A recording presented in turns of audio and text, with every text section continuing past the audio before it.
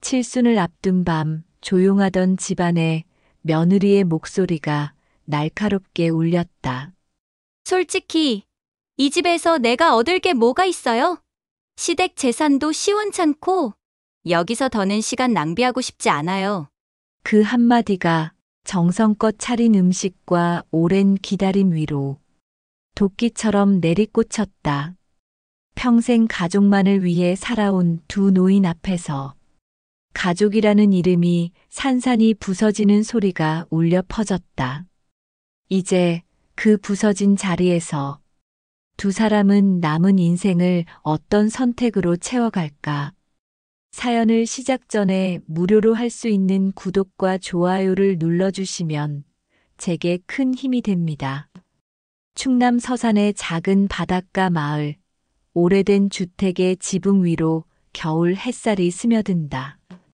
이덕수는 마당에 쌓인 조개 껍질을 치우며 잠시 허리를 편다. 손에 남은 굳은 살과 검게 그을린 팔뚝이 평생을 바다에서 살아온 남자의 세월을 말해준다.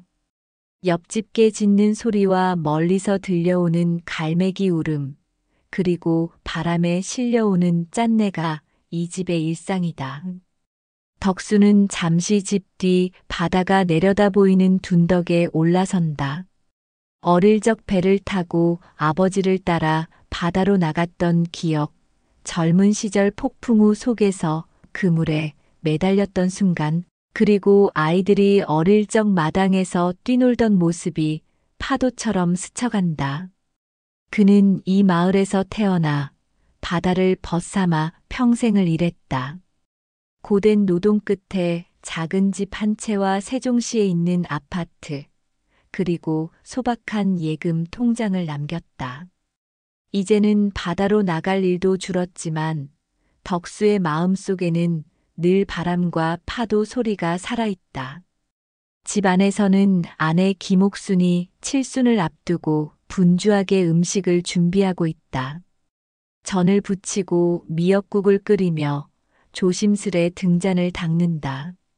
옥순의 손놀림은 익숙하지만 마음은 무겁다. 칠순 생일이 다가오지만 집안 공기는 쓸쓸하다. 옥순은 부엌 창 너머로 남편의 뒷모습을 바라본다. 바다를 향해 서 있는 그의 어깨가 오늘따라 더 넓고 더 외로워 보인다. 덕수와 옥순 사이의 대화는 짧고 조용하다. 옥순은 몇 번이나 아들 내외의 안부를 묻고 손자 이야기를 꺼내지만 덕수는 올 거야라는 짧은 대답만 남긴다. 사실 덕수도 마음 한구석이 불안하다. 아들 현우와 며느리 서영이 결혼 후 서울로 이사간 뒤 왕래는 점점 뜸해졌다. 손자는 몇 번 얼굴을 비쳤을 뿐 전화 통화도 점점 줄었다. 특별한 날이 아니면 집안에 방문하는 일은 거의 없었다. 덕수는 아내가 부지런히 차려놓은 상을 바라본다. 생선찜, 갈비, 나물, 손수 만든 떡까지 평소보다 훨씬 풍성하다. 옥수는 음식이 식을까봐 다시 데우고 또 데운다. 그 손길에는 기다림과 걱정이 묻어 있다. 그는 아내의 손을 말없이 잡아주고 싶지만 어색함에 그저 밖을 한 번 더 나가본다. 바람이 세차게 불고 겨울 바다는 회색빛으로 일렁인다. 저녁이 되자 집안은 더욱 조용해진다. 옥수는 거실 한쪽에 놓인 가족 사진을 오래 바라본다. 젊은 날의 덕수, 웃고 있는 현우, 그리고 이제는 어른이 된 손자의 어린 시절 모습. 사진 속의 환한 얼굴들이 지금은 모두 각자의 삶을 산다. 그녀는 사진을 닦으며 내일 아침이 오면 현우 가족이 꼭 와주길 바란다. 덕수 역시 속으로 같은 소원을 빌고 있다. 하지만 두 사람 모두 어쩌면 이번 생일도 조용히 지나갈지 모른다는 불안에 사로잡혀 있다. 밤이 깊어지자 덕수는 마루에 앉아 담배 한 개비를 꺼낸다. 옥수는 조용히 그의 곁에 앉는다. 두 사람은 말없이 바깥 어둠을 바라본다. 바람 소리, 멀리서 들려오는 배의 엔진 소리, 그리고 가끔씩 들리는 개 짖는 소리가 밤을 채운다. 덕수는 오랜만에 아내에게 묻는다. 내일 다들 올까? 옥수는 작게 고개를 끄덕인다. 둘 사이엔 더 이상의 말이 필요 없다. 기다림과 걱정, 그리고 서운함이 모두 침묵 속에 녹아든다. 덕수는 마음 한구석에서 자신이 평생 모은 재산과 가족의 의미를 되짚는다. 세종시에 있는 아파트는 아들이 결혼할 때 마련해 준 것이고 그 집을 물려주는 것이 오랜 꿈이었다. 하지만 요즘 들어 아들 부부와의 거리감이 커진 것을 느낀다. 전화기 너머로 들려오는 며느리의 목소리는 점점 차가워졌고 현우 역시 바쁘다는 핑계로 연락을 피했다. 손자의 생일에도 명절에도 가족이 모이는 일은 점점 줄어들었다. 덕수는 자신이 무엇을 잘못했는지, 언제부터 가족이 서로 멀어지기 시작했는지 곱씹는다. 바다에서 번 돈을 아끼지 않고 가족에게 썼고 힘들 때마다 아내와 함께 버텼다. 그래도 돌아오는 것은 점점 더 깊은 거리감뿐이었다. 그는 자신이 늙어간다는 사실을, 그리고 세상의 중심에서 점점 밀려나고 있다는 쓸쓸함을 처음으로 깊이 실감한다. 밤이 더 깊어지자 옥수는 마지막으로 상을 한 번 더 점검하고 내일 아침 일찍 일어나야 한다며 방으로 들어간다. 덕수는 마루에 혼자 남아 바다 쪽을 바라본다. 달빛 아래 일렁이는 파도와 저 멀리 깜빡이는 등대 불빛이 덕수의 마음을 더욱 허전하게 만든다. 그는 담배 연기를 길게 내뿜으며 자신에게 속삭인다. 내일은 꼭 가족이 함께할 수 있기를. 이윽고 집안은 고요해진다. 바람 소리만이 두 노인의 기다림을 대신한다. 덕수와 옥수는 각자의 잠자리에서 쉽게 잠들지 못한다. 칠순을 앞둔 이 밤, 두 사람의 마음엔 기다림과 불안, 그리고 세월의 무게가 포개져 있다. 그렇게 칠순 전날의 밤이 깊어간다. 칠순 당일, 집안은 여전히 무거운 정적에 쌓여 있었다. 덕수와 옥수는 아침부터 초조하게 아들 가족을 기다렸다. 점심이 훌쩍 지나서야 현우와 서영, 손자가 도착했다. 덕수는 손자를 반갑게 안았지만 서영의 표정은 냉랭했고 인사도 형식적이었다. 식탁 위에는 옥순이 정성껏 준비한 음식이 가득했지만 서영은 젓가락질만 하며 시큰둥했다. 식사 중에도 휴대전화를 만지작거리던 서영은 통화 중에 여기 재산도 별거 없어. 세종시 아파트 하나 있는데 별로 대단한 것도 아니야. 라는 말을 내뱉었다. 그 말은 집안 공기를 단숨에 얼어붙게 했다. 덕수와 옥수는 충격에 할 말을 잃었다. 현우는 당황해 서영을 만류했지만 서영은 미안함 없이 자리를 떴다. 손자는 울며 엄마를 따라 나갔고 남은 식탁에는 정적만이 감돌았다. 두 노인은 서로를 바라보며 깊은 상처와 서운함을 느꼈다. 며느리의 무심한 말 한마디가 오랜 세월 지켜온 가족의 마음에 깊은 균열을 남겼음을 그들은 그날 뼈저리게 깨달았다. 밤이 깊어가던 집안에 덕수의 마음에는 더 이상 참을 수 없는 분노가 쌓여가고 있었다. 며느리 서영이 남긴 차가운 말과 무례한 태도, 그리고 그 말에 아무런 미안함도 느끼지 않는 듯한 행동이 평생을 가족을 위해 몸 바쳐온 덕수의 자존심을 무너뜨렸다. 옥순 또한 그런 며느리의 모습을 지켜보며 가슴에 멍이 들었다. 두 노인은 서로 눈을 마주치지 못한 채 각자의 방에서 긴 시간을 보내다가 결국 덕수가 거실로 나와 무거운 걸음을 옮겼다. 현우는 아내와 아이를 데리고 거실 한쪽에 앉아 있었다. 서영은 여전히 휴대전화를 붙잡고 표정 하나 흔들리지 않았다. 덕수는 한참을 바라보다 마침내 속에 담아두었던 말을 꺼냈다. 그의 목소리는 낮고 단호했다. 그는 며느리에게 당장 이 집에서 나가라고, 더 이상 이 집에서 가족으로 인정할 수 없다고 선언했다. 그 말에는 평생 품었던 아버지로서의 실망과 분노, 그리고 자신과 아내를 향한 마지막 자존심이 담겨 있었다. 현우는 아버지의 단호한 목소리에 놀라 어쩔 줄 몰라 했다. 중재하려 했지만 덕수의 표정은 이미 단호하게 굳어 있었다. 옆에서 지켜보던 옥수는 아무 말도 하지 못했다. 그녀의 손은 떨렸고 눈가에는 눈물이 맺혔다. 현우는 서영에게 조용히 사과하라고 신호를 보냈지만 서영은 끝까지 고개를 들지 않았다. 오히려 적대감 어린 표정으로 덕수와 옥순을 바라보다 냉담하게 짐을 챙기기 시작했다. 서영은 현우에게 더는 여기 있을 이유가 없다는 듯한 눈빛을 보냈고 현우는 갈등에 찬 표정으로 아내와 부모 사이에서 방황했다. 결국 그는 서영의 손을 잡고 울음을 터뜨리는 아이를 안고 현관문을 나섰다.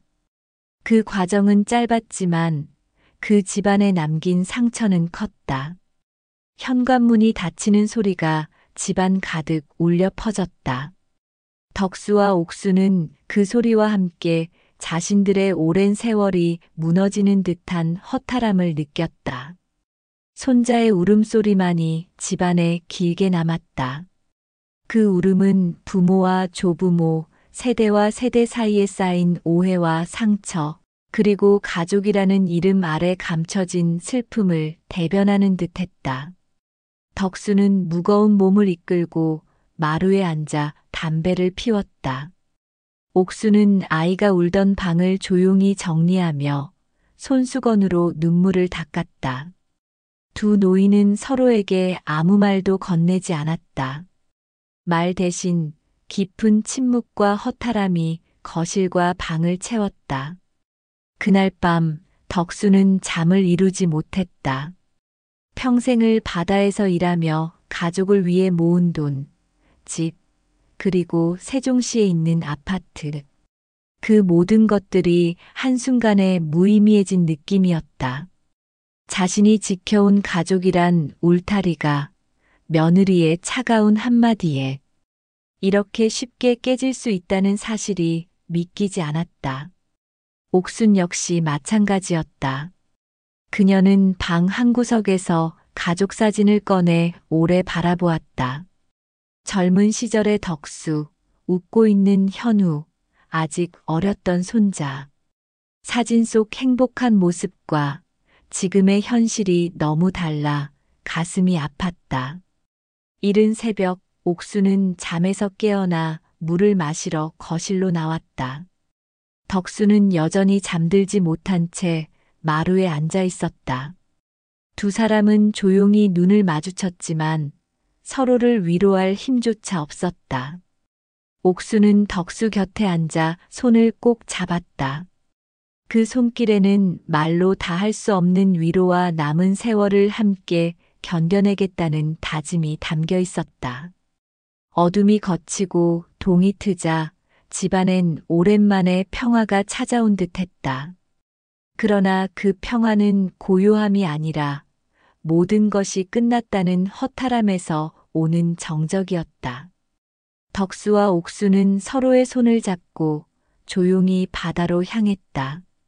두 사람의 뒷모습에는 배신감과 상실감, 그리고 다시는 돌이킬 수 없는 가족의 균열이 고스란히 남아 있었다. 이날 이후로 집안에는 아이의 울음소리도 젊은 부부의 웃음소리도 더는 들리지 않았다. 남은 것은 깊은 침묵과 두 노인이 마음속에 품은 상처뿐이었다. 그리고 그 상처는 앞으로 두 사람의 삶에 오래도록 남게 될 것이었다. 밤이 깊어지자 덕수는 마루에 앉아 오랜 시간 생각에 잠겼다. 손자의 울음소리는 이미 멀어졌고 집안은 다시 정막에 휩싸였다. 옥수는 잠이 오지 않는지 안방에서 조용히 기도를 올렸다. 두 노인의 마음에는 배신감과 허탈함, 그리고 앞으로의 삶에 대한 막막함이 번갈아 스쳤다. 덕수는 한동안 바다를 바라보았다. 파도 소리가 어둠을 가르며 밀려왔다. 그 소리는 마치 지난 세월 자신이 쌓아 올린 모든 것을 한순간에 쓸어가는 듯 했다. 오랜 시간 묵묵히 바다에서 일하며 가족을 위해 모은 재산. 그 재산을 아들 현우에게 물려주는 것이 덕수의 오랜 꿈이었다. 세종시에 있는 아파트도 그 꿈의 일부였다. 하지만 오늘 며느리의 말과 태도, 그리고 아들 부부의 냉랭한 뒷모습은 덕수의 마음을 완전히 뒤흔들었다. 그는 더 이상 가족이라는 이름만으로 모든 것을 내어줄 수 없다는 사실을 뼈저리게 깨달았다. 새벽녘 덕수는 조용히 자리에서 일어나 부동산 서류가 담긴 서랍을 열었다. 세종시 아파트 등기부등본, 통장, 그리고 오래된 메모지들이 차곡차곡 쌓여 있었다. 덕수는 한 장 한 장 서류를 확인하며 평생의 결정을 내렸다. 더 이상 이 집과 아파트를 누구에게도 기대거나 맡기지 않기로 했다. 이제는 자신과 아내, 두 사람만을 위해 남은 세월을 살아야겠다고 다짐했다. 아침이 밝자마자 덕수는 부동산에 전화를 걸었다. 세종시 아파트를 급매로 내놓겠다고 말했다. 중개인은 놀라며 사유를 물었지만 덕수는 길게 설명하지 않았다. 급매 소식이 퍼지자마자 곧 여러 명의 매수 희망자들이 줄을 이었다. 오랫동안 가족을 위해 붙잡고 있던 집이었지만 이제는 미련이 없었다. 덕수는 마음속에서 마지막으로 아들 현우의 얼굴을 떠올렸다. 하지만 그 얼굴에는 더 이상 기대도 연민도 남아있지 않았다. 부동산 계약이 빠르게 진행되는 동안 아들 부부는 뒤늦게 이 사실을 전해들었다. 현우는 전화와 문자로 여러 번 연락을 시도했다. 서영 역시 덕수에게 사과와 설득의 메시지를 보냈다. 아버님, 죄송합니다. 한 번만 다시 생각해 주세요. 어머니, 저희가 잘못했어요. 집만은 팔지 말아 주세요. 옥수는 잠시 흔들렸지만 덕수의 결심은 굳건했다. 그는 더 이상 아들 부부의 눈물이나 사정에 흔들리지 않았다. 평생을 가족의 마음에 휘둘려온 시간이 이제는 자신을 지키는 시간으로 바뀌었다. 계약 당일 덕수와 옥수는 부동산 사무실에서 서류에 사인을 했다. 등기 이전이 끝나고 통장에 돈이 들어오는 순간 두 사람은 서로를 바라보았다. 그 눈빛에는 말로 다 할 수 없는 해방감과 동시에 씁쓸함이 담겨 있었다. 세종시 아파트를 손에서 놓는다는 것은 단순히 재산을 파는 일이 아니었다. 두 사람에게 남은 마지막 가족의 연결고리를 스스로 끊는 일이기도 했다. 집으로 돌아와 덕수는 마루에 앉아 오랫동안 바다를 바라보았다. 옥수는 조용히 곁에 앉아 그의 손을 잡았다. 두 노인은 말없이 바닷바람을 맞으며 앞으로의 남은 삶을 어떻게 살아갈지 생각했다. 이제는 더 이상 자식에게 기대지 않고 스스로의 선택으로 남은 세월을 채우기로 마음먹었다. 멀리서 파도 소리가 들려왔다. 그 소리는 두 사람의 마음을 어루만지기도 하고 때로는 아프게 흔들기도 했다. 며칠 뒤 이웃들이 덕수의 결정을 전해 듣고 찾아왔다. 모두들 놀라워했지만 덕수와 옥수는 담담하게 웃었다. 이제 우리도 우리만을 위해 살아볼까 해요. 그 말에는 오랜 세월을 지나온 사람만이 가질 수 있는 단단함과 자유가 배어 있었다. 아들 부부는 마지막까지 매달렸지만 덕수의 마음은 돌아서지 않았다. 옥순 역시 이제는 자신만의 평온을 찾기로 했다. 두 사람의 눈빛에는 새로운 길을 향한 결연한 의지가 번지고 있었다.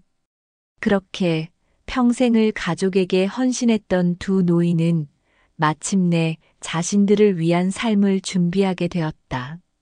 아파트 매매 계약이 마무리된 뒤 덕수와 옥순의 일상은 급격히 변했다. 세종시 아파트에서 들어온 돈은 은행 통장에 고스란히 남았다. 두 노인은 오랜만에 마음의 짐을 덜어낸 듯 한결 가벼운 표정으로 서로를 바라보았다. 오랫동안 가족만을 위해 살아온 세월, 그동안의 희생과 인내는 이제 지난 날의 그림자처럼 느껴졌다. 덕수는 더 이상 미련 없이 옥순과 함께 새로운 삶을 시작하기로 결심했다. 두 사람은 오랜 고민 끝에 전남 보성의 작은 전원주택을 알아보았다.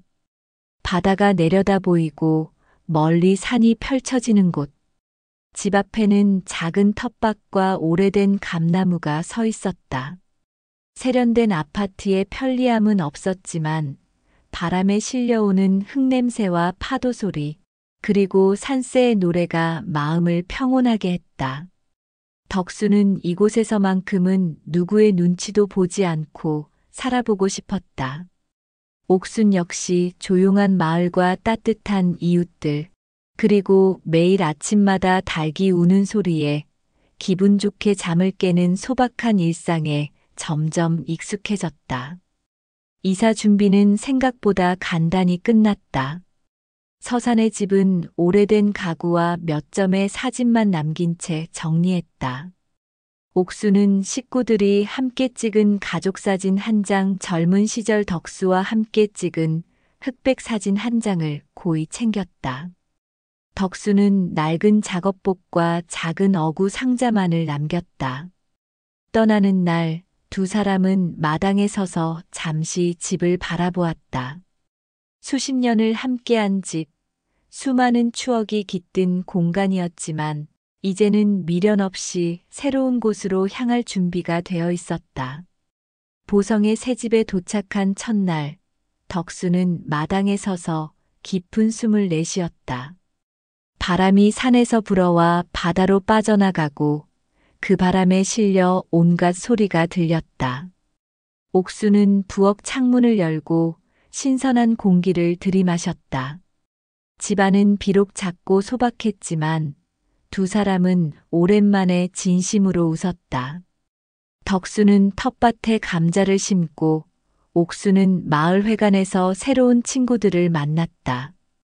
이따금 고요한 저녁이면 두 사람은 마루에 앉아 함께 차를 마셨다.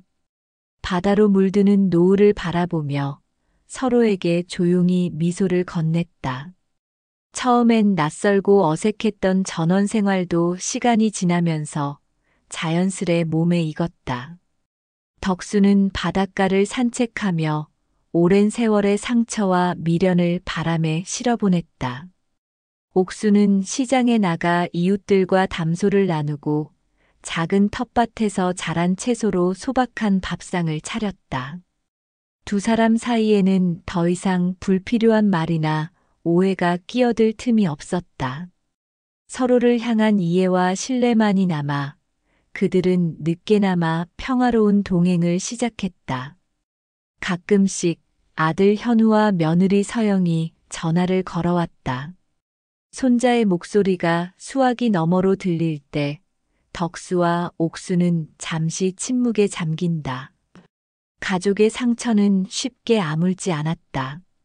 하지만 두 노인은 더 이상 과거에 매이지 않기로 했다.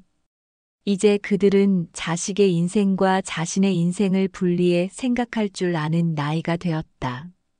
밤이 깊어질수록 덕수와 옥수는 서로의 존재가 얼마나 소중한지 새삼 깨달았다. 바다와 산이 한눈에 들어오는 작은 집에서 두 사람은 비로소 자신을 위한 삶을 살아가고 있었다. 때로는 외로움이 밀려오기도 했지만 그 외로움조차도 스스로 감당할 수 있는 평온함이었다. 덕수는 마루에 앉아 지난 세월을 떠올렸다. 바다에서의 고된 노동, 가족을 위해 흘린 땀과 눈물, 그리고 언젠가부터 멀어져 버린 자식들과의 거리. 하지만 이제 그는 후회하지 않는다. 남은 세월은 누구의 기대도, 눈치도 보지 않고 오롯이 자신과 아내를 위해 쓰기로 했다. 옥순 역시 더는 아들의 전화 한 통에 마음이 흔들리지 않았다. 그녀는 덕수와 함께하는 조용한 저녁, 소박한 밥상, 그리고 바람에 흔들리는 감나무 가지를 보며 늦게나마 얻은 평화에 감사했다. 이따금 두 사람은 함께 바닷가에 나가 손을 잡고 걸었다. 덕수의 손은 여전히 거칠었지만 옥수는 그 손에서 오래된 사랑과 미안함, 그리고 위로를 느꼈다. 해질 무렵 두 사람은 마루에 앉아 노을을 바라보며 조용히 하루를 마무리했다. 비록 가족의 상처는 완전히 치유되지 않았지만 덕수와 옥수는 이제 남은 인생을 스스로의 선택과 의지로 살아가기로 했다. 그들의 새로운 시작은 고독하지만 평화롭고 외롭지만 자유로웠다. 세월은 어느새 우리 곁에 깊은 주름을 남기고 익숙했던 것들이 하나둘씩 멀어져 갑니다. 때로는 가족의 의미가 흔들리고 오랜 시간 쌓아온 관계가 한순간에 낯설게 느껴질 때도 있습니다. 그러나 인생의 어느 순간이든 우리는 다시 시작할 수 있습니다.